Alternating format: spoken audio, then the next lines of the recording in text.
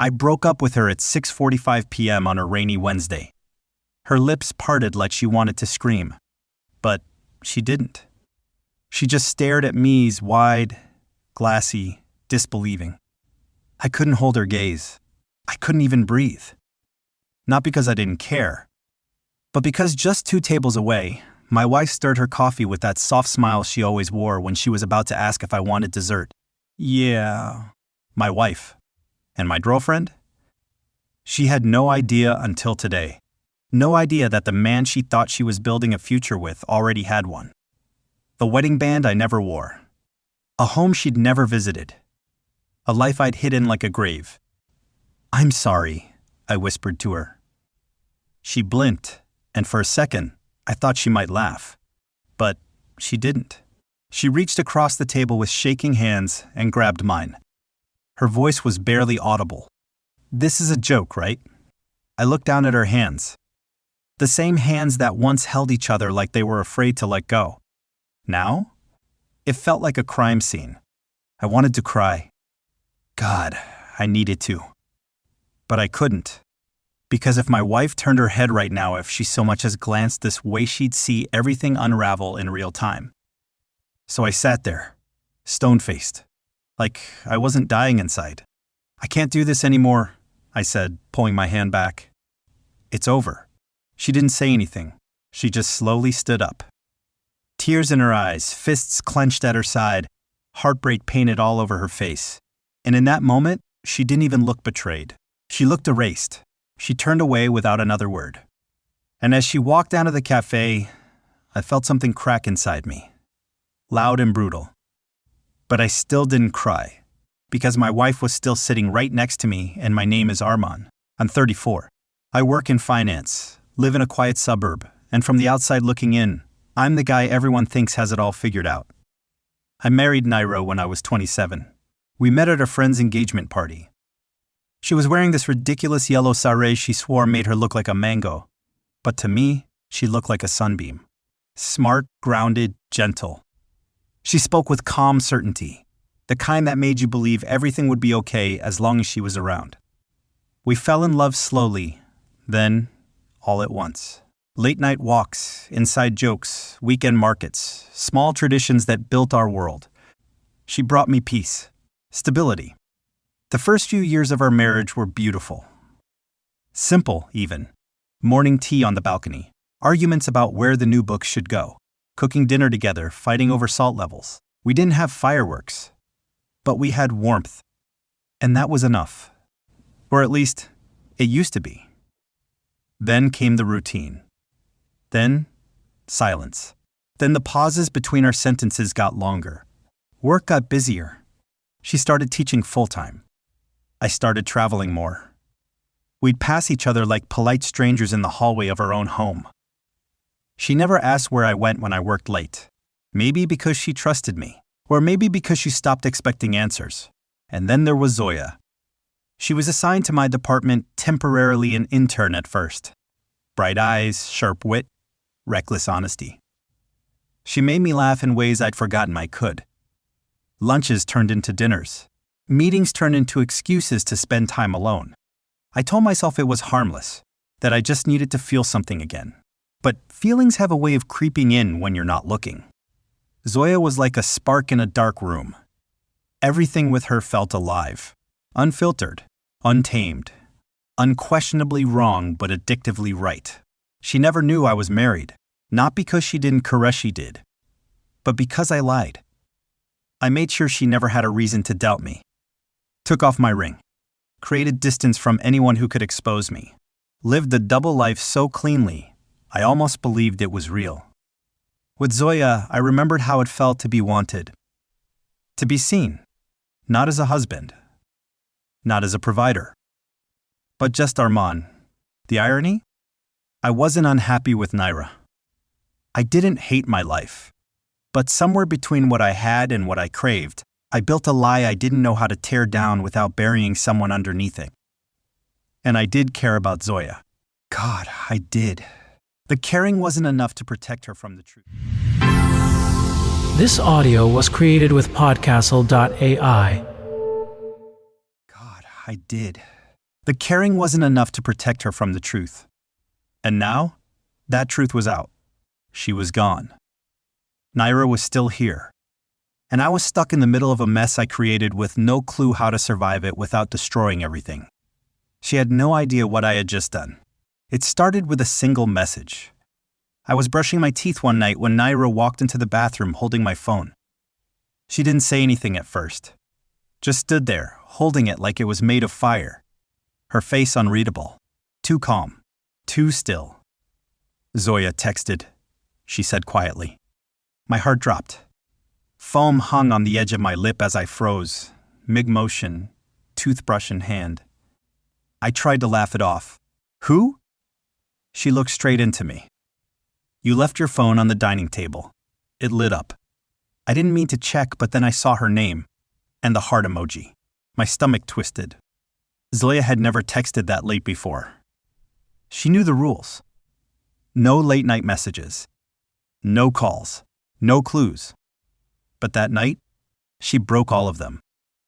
And now, Naira stood in front of me, holding my world by the neck. "I'm sorry," I muttered, still stalling, still pretending I could get away with something. She handed me the phone. The message was still on the screen. "I miss you already. You're not really going to bed with her next to you, are you?" Disappointed dread. Time slowed. The air between us grew thick, like it had weight. She waited. I opened my mouth. No words came. She didn't slap me. Didn't scream. Didn't cry. She just turned around and walked out. And in that moment, I wish she had hit me. I wish she had done something. Anything. Because that silence was worse than rage. It meant something inside her had broken and she didn't even have the strength to fight it. I followed her to the bedroom. She was already under the blanket, facing the wall. She didn't move when I sat beside her. "Naira, please, I can explain." "No," she said, her voice low. "Don't insult me." I felt like I was suffocating. The room was cold, but sweat lined my back. My thoughts were a tangled mesh. How much had she seen? Did she read older texts? Did she know everything? She didn't say anything else. Didn't ask questions. And the next morning, she woke up early. Made breakfast like usual. Even ironed my shirt, like nothing had happened. Except everything had. That was the beginning of the unraveling. Not loud. Not dramatic. Just a quiet shift, like something sacred had died in her sleep, and neither of us knew what to do with the body. She still talked to me, still smiled at the neighbors, still played the part. But her eyes never looked at me the same again. And the worst part? She didn't confront me again. She didn't demand answers. She just let me drown in my own guilt. Zoya, on the other hand, kept asking questions. "Why are you distant? Are you okay? Are you sure everything's fine?" I lied to her too. Told her work was stressful. Told her Naira suspected nothing. Told her I was just tired. But inside, panic brewed like a storm I couldn't control. I had one woman who knew too much, and another who still believed in the fantasy I fed her. And I was stuck in the middle of a ticking time bomb, pretending everything was fine while the walls quietly began to crack. I couldn't sleep. Every time I closed my eyes, I saw her Faisanera's face right before she turned away from me that night. It wasn't anger. It wasn't pain. It was worse. It was disappointment. She didn't ask me for the truth. She didn't demand an explanation.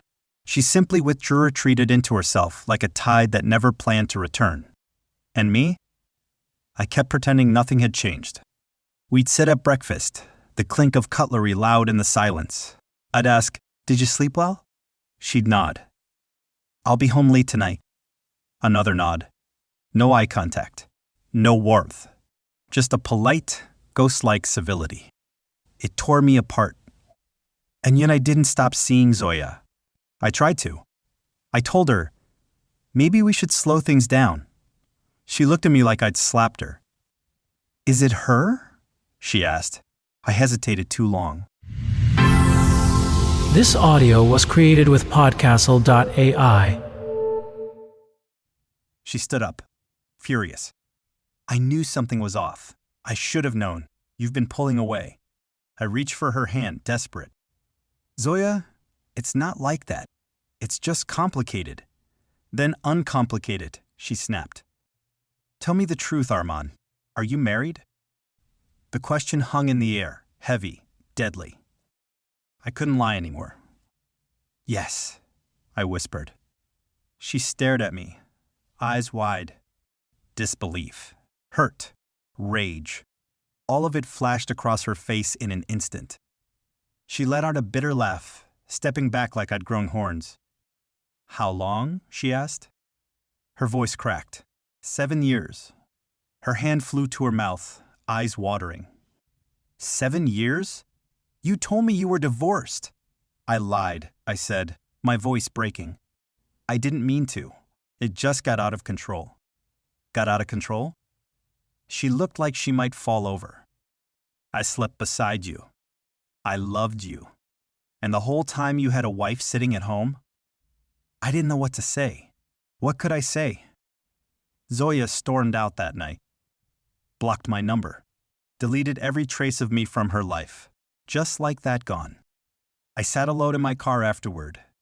Hands trembling. Breath shallow. Feeling like I'd just lost something I never truly deserved. And when I came home, Naira was still awake. She was reading, as if nothing had happened. As if she hadn't just watched the man she married disintegrate into a shell of himself. She didn't ask where I'd been. Didn't look at me. But I caught it. The tiniest flicker in her eyes. She knew. Maybe not the details. Maybe not the fights, the kisses, the hotel rooms. But she knew enough. And it was killing her. I lay beside her that night, facing the ceiling. Her breathing was soft, rhythmic. I whispered into the darkness, I'm sorry, Naira. She didn't move. Didn't acknowledge it. But I felt the weight of it settle on my chest like stone. Days passed. She went about her routines. Smiled with the neighbors. Taught her classes. But inside the house we were strangers sharing a roof. I found myself missing Zoya. The chaos. The fire. The intensity. But I also missed Nair. I missed the way she used to laugh while cooking. The way she'd scold me for leaving wet towels on the bed. The way she used to rest her head on my chest like it was her favorite place on earth. Now she wouldn't even sit beside me on the couch. And I couldn't blame her. I had betrayed both women. Different ways. Say result. Now I was alone with guilt as my only companion. And the worst part? I didn't even know who I missed more. It had been 2 weeks since Zoya disappeared from my life. And yet, the silence in our home was louder than ever. Naira still hadn't said a word about the message. She hadn't brought up Zoya's name. She hadn't accused me. But she had changed. She no longer waited for me to come home. She no longer asked if I'd eaten. She no longer kissed me goodbye at the door. I should have left. I should have packed my bags and ended it with dignity. But something... This audio was created with Podcastle.ai. I should have packed my bags and ended it with dignity. But something in me refused. Guilt, fear, ego, maybe all three. Then came the twist I never expected. It was a Friday. I came home early. The house was unusually quiet, but something felt different. Naira wasn't in the living room. The kitchen was spotless, untouched. I headed toward the bedroom, and then I heard her voice. Soft, low, but not alone. A man answered. I froze outside the door. I don't know what to do, Omar. I feel like I'm drowning, she said. My heart stopped. Omar? That name hit me like a slap. Omar was her college friend. The guy she once confessed had feelings for her years ago, the one I made her cut ties with after we got married. My blood turned to ice. I wanted to tell him, but after everything, I can't look at him the same way.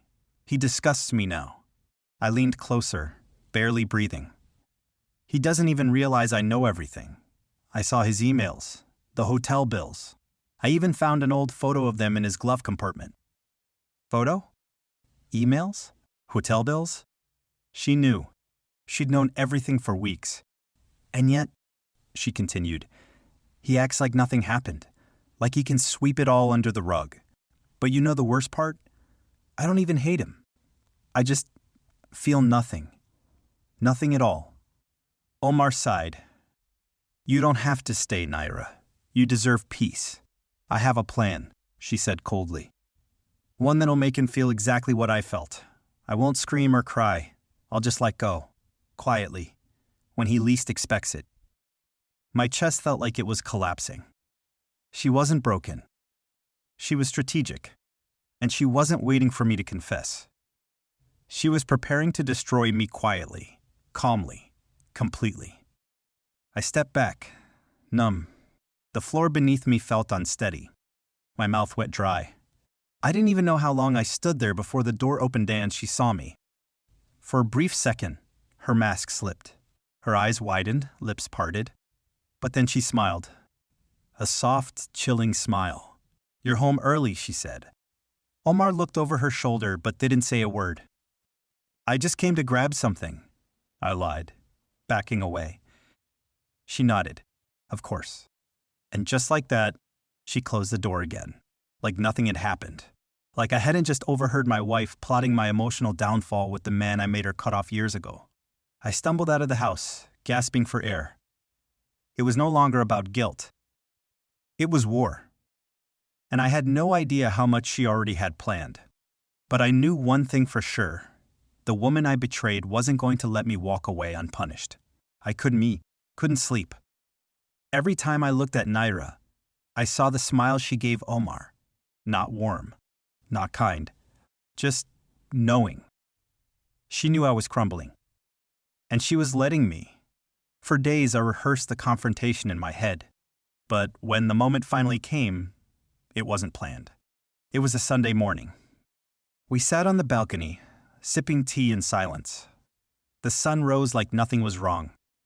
Birds chirped. Neighbors watered their plants. The world kept turning. But I was done pretending. I set the cup down and turned to her. You know, she didn't flinch. Didn't even look surprised. Her eyes stayed on the garden below. Know what? I laughed bitterly. Don't play games, Naira. You've known about Zoya.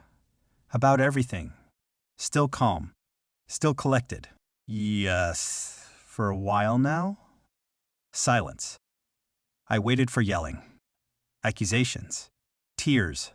But she just took another sip of tea. I thought you'd ask, she said finally. Eventually. I swallowed hard. Why didn't you confront me? She turned to me, eyes sharp. Because I didn't want to give you the satisfaction of guilt. That hit like a slap. Satisfaction? Yes. Her voice was steady. You expected tears, a scene, maybe even forgiveness. But I decided to let you rot in your silence instead. I stared at her, speechless. She placed the cup down slowly. You thought breaking up with your girlfriend would fix everything. But you didn't do This audio was created with podcastle.ai. You thought breaking up with your girlfriend would fix everything. But you didn't do it for me. You did it because she left. You only crawled back to this marriage when you had nowhere else to go. That's not true, I whispered. Her gaze was like ice. Isn't it? I wanted to argue, to defend myself, but she wasn't wrong. Zoya was a fantasy, I said. A mistake. A weak moment that spiraled out of control. She leaned in, her voice low but razor sharp. No, she was your escape. From me. From reality. From being a husband. I clenched my fists. I know I hurt you. But you think bringing Omar back is the answer? That finally cracked her calm. Her lips curled in amusement. Oh, so now you feel threatened? After everything you've done? I stood up, pacing, breathing hard. I never planned to fall for Zoya, I said. But I didn't plan to fall out of love with you either. She laughed, short and hollow. Fall out of love? You buried it. You didn't even notice when I stopped smiling at your jokes, when I stopped waiting for your messages. You didn't notice me disappear while living in the same house. I looked at her, and for the first time I really saw her. Not my wife. Not the woman I thought would always be waiting. But someone tired. Broken. Hardened. And it was my doing. So what now? I asked, my voice barely a whisper. She stood, her expression unreadable. Now, you live with the consequences. Naira, she raised a hand. I'm not leaving yet, she said. That would be too easy for you. No, I'll stay, I'll smile, I'll even cook your favorite meals. Her eyes locked with mine, merciless. And every time you see me, you'll remember what you lost. I felt a tear slip down my cheek. Not because she threatened me, but because I realized I had already lost her.